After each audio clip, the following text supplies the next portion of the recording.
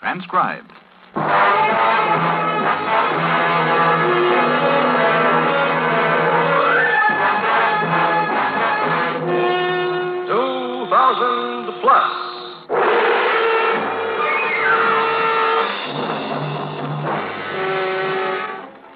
Let us send our imaginations forward into time, into the years beyond 2000 A.D.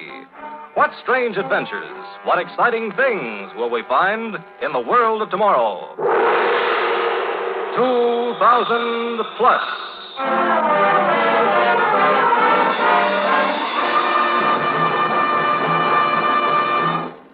Today, an adventure of outer space, when the worlds met.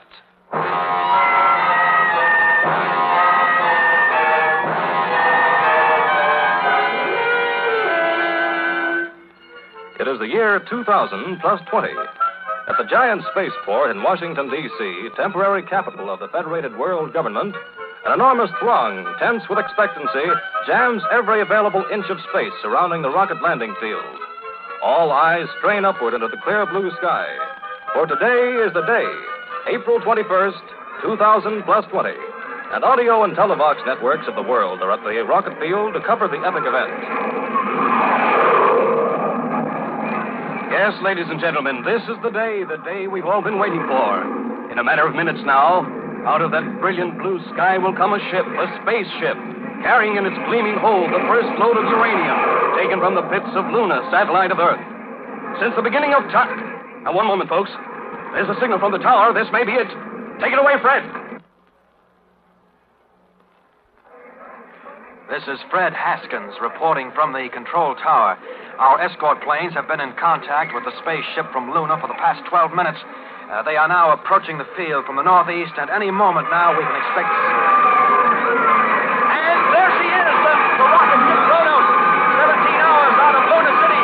Her magnesium hull white hot from the friction of the atmosphere. Her jet brakes belching fire.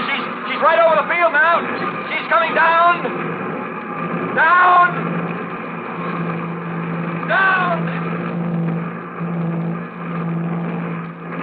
She's landed.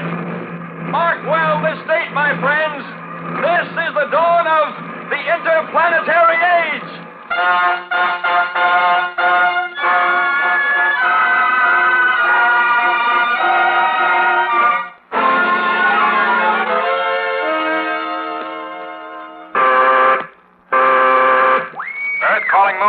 Earth calling moon. I'm in Luna City. Luna City, Johnny Dixon. Dixon, where you been? You're 3 minutes late. Sorry, McCabe. All shipments as scheduled, everything routine. Report noted. Check out. Check it. You know, Johnny, What, Paul? sometimes I think we're crazy. Spending our lives cooped up in this pressurized shell, breathing synthetic air, risking our necks every time we put on a spacesuit and go out into the cold, barren, pitted piece of green cheese. Huh. And for what? Who are you kidding, Paul? You know the answer. We're space happy. That's all that's wrong with us. Huh. We pulled every wire and practically tore the World Federation apart getting this assignment on the moon. And we'll do it again when the first flight into deep space gets underway. Next month and next year, whenever they get through with their preparations. Yeah, I guess that's it. But right now, Johnny, what I wouldn't give to see a tree again. And cornfields in Kansas. Me, I want to hear a bird singing. And watch the lights go on in the skyscrapers along the waterfront. I want to dance with my girl and breathe in the sweet smell of lilac. Boy, if I... Hey, what's that? Huh? That sound, that vibration. There, do you hear it? Well, I'm not sure whether I heard or felt it, Johnny. Like a current of air passing by me. Yeah, that's it. Some kind of pulsation. Makes my skin tingle. Listen. Sounded different, didn't it? Yeah, a different pitch. The instruments are all steady. Nothing on the visit screen. The radar's negative. What is it, Johnny? Where's it from? It's not from Earth, I'll swear to that. I got a crazy notion, Paul. A crazy notion that someone's trying to signal us. You mean? I don't know what I mean. Oh, maybe McCabe's right. Maybe I got a touch of... Johnny, what is it? Look, Paul. Look at the direction finder. It's swung all the way around. Those sounds, those waves are coming from outer space. I've got to call... Earth calling Luna City. Earth calling Luna City. Luna City to Earth. Go ahead, Earth. Go ahead, McCabe. Dixon, what's going on up there? What's the idea of beaming out those hammy signals? Signals. Yeah, the harp effect. The music of the sphere stuff. Giving the boys on the monitors down here the heebie-jeebies. You got them too, McCabe? You picked them up on Earth? Certainly. What's it all about? The signals, if that's what they are coming from one definite spot in outer space. Outer space. That's what I said. Johnny, get your spacesuit ready. Better have a conference about it. But listen... Have your men tune up rocket 307. Blast off at 0800. We'll be expecting you on Earth in the morning.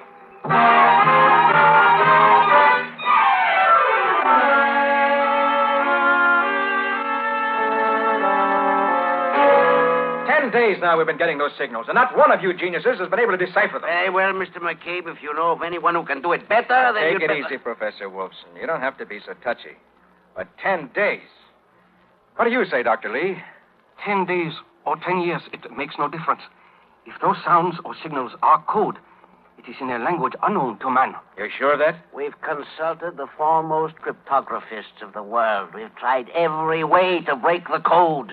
What does that add up to? That message, if it is a message, does not come from anywhere on Earth or from any man on Earth. I told you, Chief. It's what I've been saying all along. Of course you can't decode those messages in any known language, living or dead, because they come from Mars. Mars, that cannot be. Yes, Mars. My directional finder on the moon indicated it. McCabe's down here pinned it down. Look at the graph. I brought it. Directional signals can be wrong. Yes, sir, but get this. I've been timing those signals. They come at intervals of exactly 24 hours, 37 minutes, and 22 seconds. The length of the day on Mars. Yeah. And if we were trying to signal them, we'd do it, say, every night at 1800. That's what they're doing to us. In that case, the next signal is due In at... 10 minutes and 13 seconds. And we'll be sitting here like lummoxes, feeling our scalps tingle while the message drifts past us. Gentlemen, excuse, please. But it seems to me the message need not necessarily drift past us. Why not? What do you mean? By the message, I do not mean the sounds or the words that are being transmitted. I refer to the thoughts themselves, the thoughts that perhaps are being transferred from the Martians to us. Thought transference? That's telepathy. We have discarded that word, Mr. Dixon. Too many charlatans use it. But we do know that there is extrasensory perception of thought impulses. Just as there are sound waves which your ear has learned to interpret, and light waves which your eye and brain transform into a picture, so there are thought waves, electrical impulses discharged by the brain, which vary with the particular thought. An intriguing idea, Dr. Lee. If only we had some instrument that could pick up and sort out these impulses. There is such an instrument, Professor Wolfson. What? I have been working on it for many years. It involves a scanning screen intercepting an electrified field. Well, what are we waiting for? You understand, the telepathator has only been tested for short The distances. signals are reaching us. That's the only important thing, isn't it? How soon can we... The instrument is in the next room. I took the liberty of bringing it with me, hoping it might conceivably be of some use. This way, gentlemen. You say this little machine can take thoughts and turn them into words we can hear? English words? Not only English, Mr. McCabe. It will translate thought impulses into any language for which you set the dials. You think of something, Mr. Dixon. Now, listen. First, I said for French. Épatant, les Chinois. German. Wonderful, diese Chinesen. And English. Darn clever, these Chinese. You must Oh, understand... excuse that- me, Dr. Lee, but we'll have to postpone this. 15 seconds to go. Better set your dials for a remote pickup. Stand by, everyone. Nothing. More power. Well, it was a good try. Wait, I've got that feeling again. My skin's beginning to crawl. Yeah, mine too. Oh, no, it's just your imagination. Quiet. They are coming through now. Planet 4, greeting Planet 3. This is Mars. The fourth planet from the sun, greeting Planet 3. Planet 4 calling Planet 3. We are trying to reach you, Planet 3. If you receive our signal, respond. If you receive our signal, respond. We will communicate again.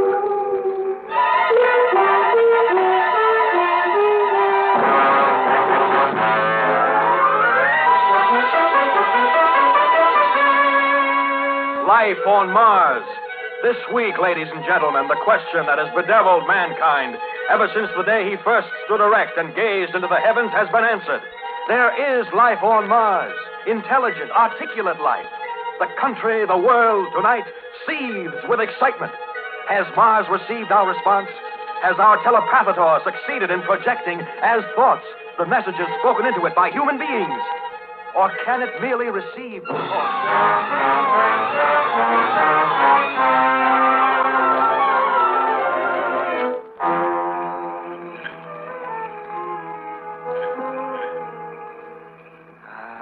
smell of lilacs, Terry. I'll never get enough of it. Oh, it's lovely, Johnny. And look, there's a moon out tonight. Moon? Oh, please. You know, it's hard to believe that back in 1950, people could still get romantic over that cold, dead, pockmarked heavenly yo-yo. Oh, Now, that red star up there, Mars, that's a different proposition. It's alive. There are living beings up there. Johnny, it's staggering. It's beyond imagination. It's... Rubbish. Why shouldn't there be life up there? They're so advanced. Spaceships and interplanetary signals. Maybe you've got a point at that. We thought we were so smart because we reached the moon. Our spaceships aren't developed enough yet to get to Mars. It's just as well. What? Because you'd want to be the first to go. Wouldn't you like that? I'd be quite a hero. You could point at my picture and say, hey, that's my guy. You're my guy anyway, Johnny. Sure, Terry. But don't worry, honey. I won't be seeing any Martians for a long time.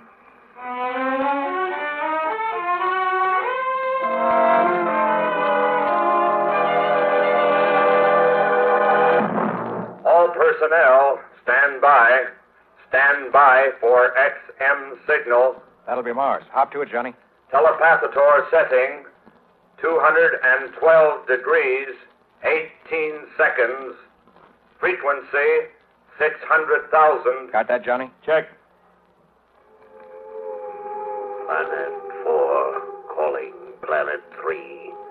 Planet 4 calling Planet 3. We greet you in peace. Your response received. We got through it. The time has come. At this moment, which marks the beginning of the great interstellar age between worlds, it is fitting that there be between us a meeting of minds. Therefore, we are sending a ship to visit your planet. No, it can't be. The ship will depart tonight and enter your magnetic field in 7 of our days. Have landing instructions ready. We come in peace. We come in peace.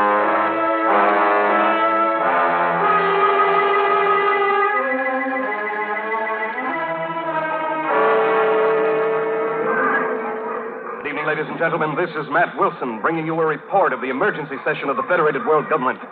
Never has an assembly meeting taken place in such an atmosphere of excitement, panic, and recrimination. And here on the floor of the assembly chamber, We've enough all the emotions aroused by the stunning message from Mars have been boiling and clashing all day. I rise for a point of information. As civilian head of the world military government, I want to know why those Martians have beaten us to the draw. Gentlemen, if the decision we are to make is to be a wise one, we must lay aside passions and fears and consider the question calmly.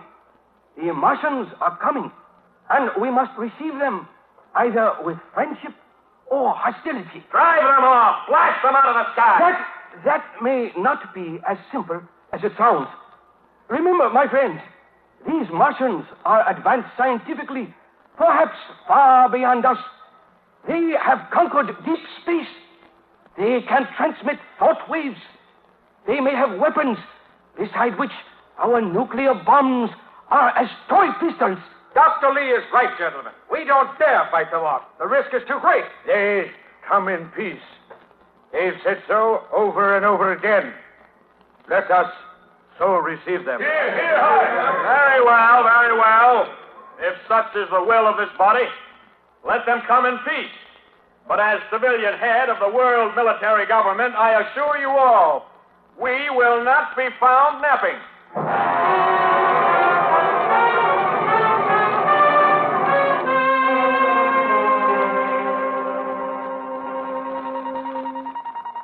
Earth calling Martian interstellar ship.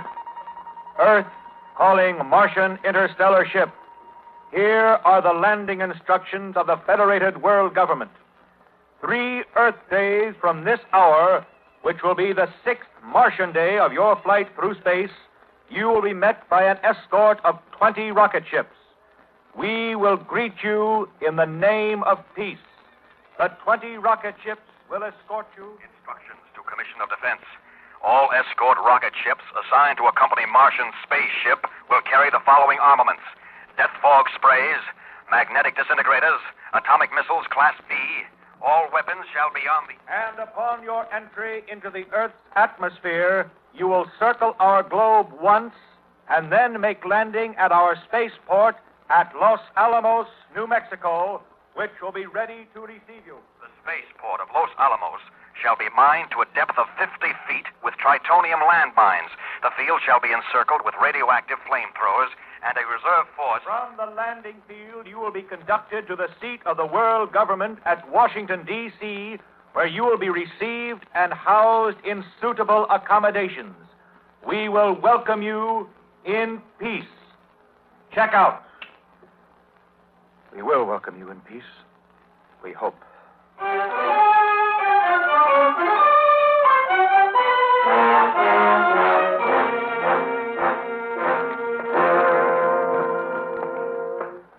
Suitable accommodations. Trust McCabe to hand me a crackpot assignment like this. Oh, Johnny, you're the big spaceman. You're supposed to know by instinct what's suitable accommodation for a Martian. Don't be silly, Terry. I haven't the slightest notion in the world what they'll look like except some crazy ideas I picked up from science fiction. I don't know why. All right. That's why we're here. The head of our anthropology section has more ideas than any science fiction writer you've ever read. Now, here we are. Ah, Terry, come in. Hello, Professor. This is Mr. Dixon, the young man I told you about. I know, Mr. Dixon. Professor, I've got a problem that's driving me... Terry and I have discussed the problem. It is my theory that the Martians will, in most important respects, have the characteristics of the Earthman. Oh, what's the basis of your theory, Professor? It's very simple. The accomplishments of the Martians parallel our own. Only a being with opposable thumbs can fashion the intricate devices necessary for spaceships. Only a being with a nervous system like our own could master communication. Only a creature with a brain like ours could dream of peace. Makes sense, Professor. That's one side of it, Johnny. A lot of other anthropologists think differently. Yeah, that is so. They feel that the Martians, living on a dry planet with little vegetation and very little water, will be creatures that crawl on the ground like our insects, enlarged a few thousand times. They may look like enormous ants with oversized antennae. I give up. With 48 hours left, I can't prepare accommodations for every conceivable form of life. I just have to improvise after they get here. I just hope they don't get too sick when they first look at us.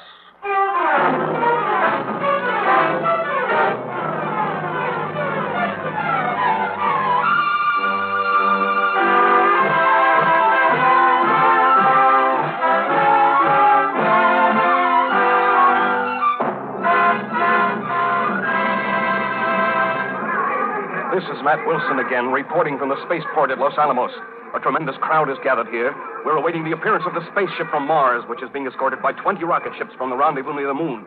According to reports, all's gone well so far. The Martian ship... Now, one moment, please.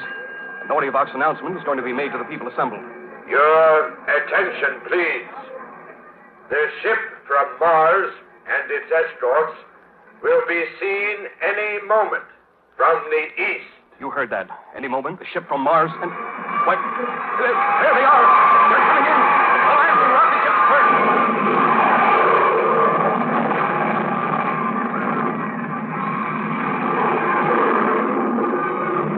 And now, the ship from Mars. The Martian ship is idling over the field now, casting a huge shadow over the landscape. It's an awe-inspiring spectacle. The ship is tremendous. 18 to 20 stories in height, several city blocks long, and its large windows are fashioned of some kind of transparent metal. Civilian commander to Special Defense Patrol. Man battle stations.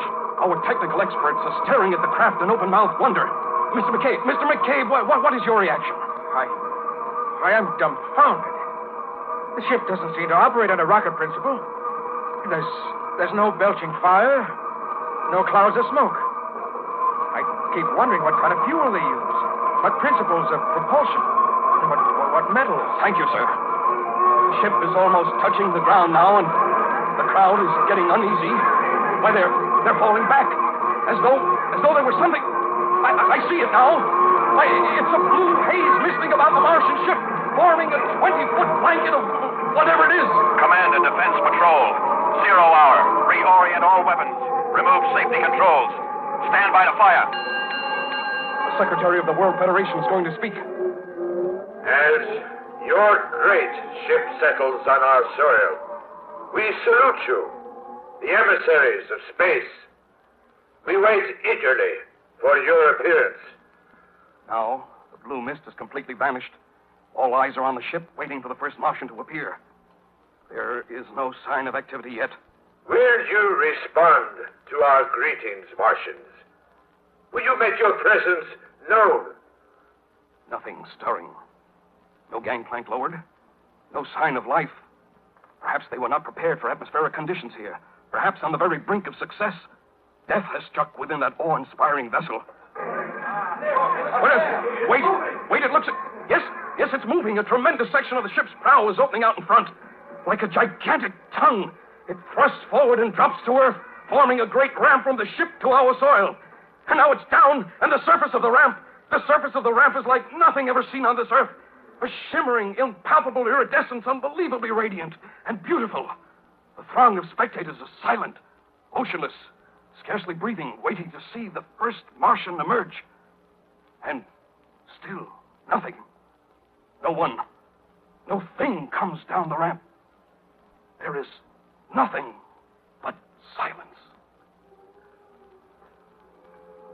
Listen, that must be the Martian communication vibrations we were told about. Then men on the field are operating the receiving device. Earthmen, we ask that you send one representative to board our craft. We assure his safety. Gentlemen, there is no cause for alarm. I think there is. They want a hostage or a specimen to take back with them. There's no time for wrangling. They're waiting for a decision. Mr. Secretary, Yes, Mr. McCabe. if it's all right with the committee, I'd like to go aboard. Technical information, sir. No. Quiet, Johnny. This is my dish, McCabe. I was slated for the space run to Mars, remember? They're not doing me out of this. Besides, you're too valuable to waste. Mr. Secretary, tell them I'm coming aboard. Men of Mars, we comply with your request. Our representative is about to board your ship.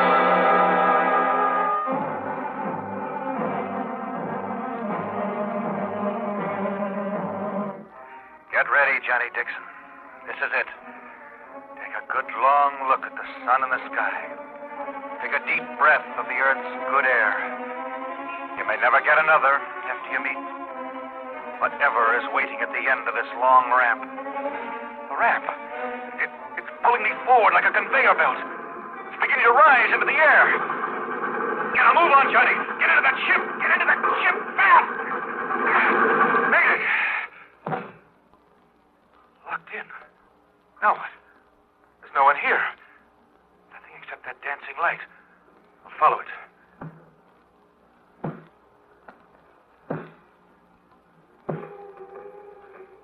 Enter, Earthman. Huh? Well, how can I? I'm closed in by 4 solid walls.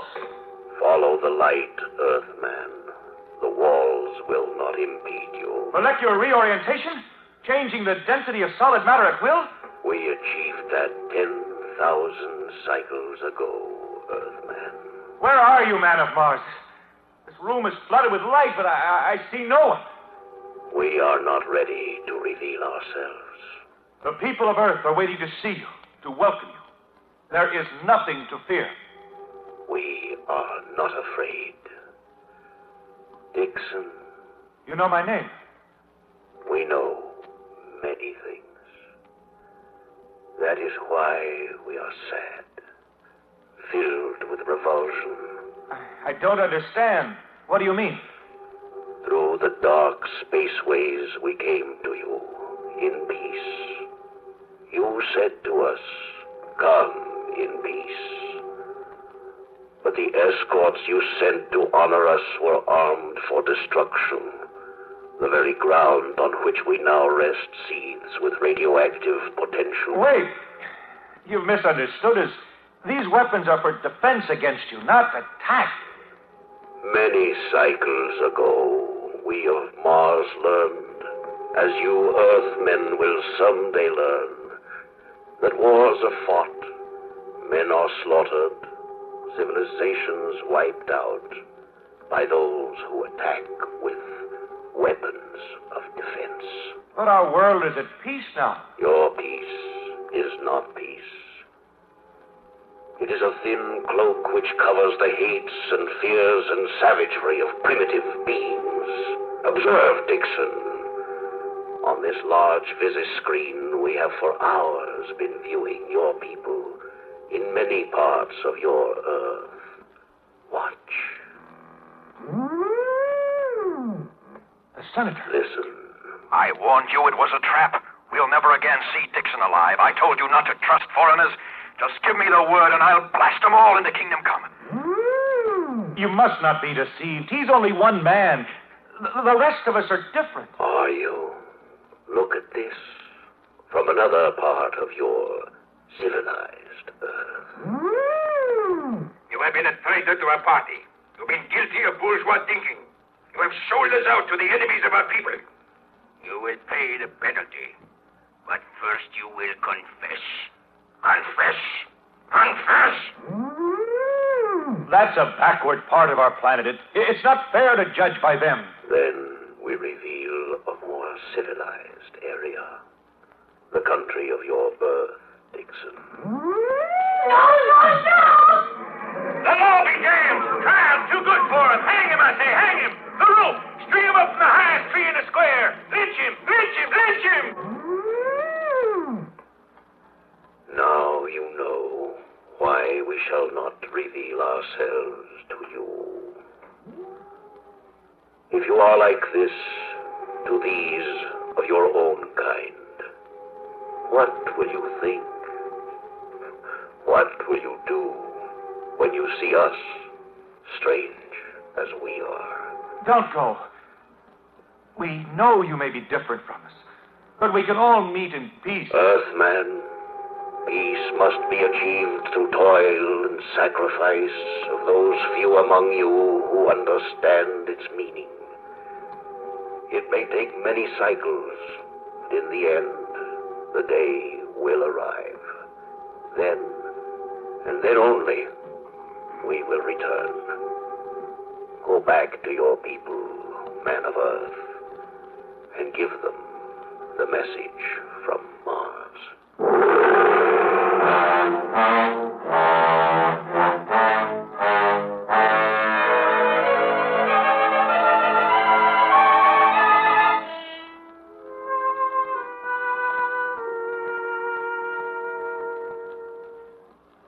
Next week, another exciting drama on 2000 Plus, The Silent Noise.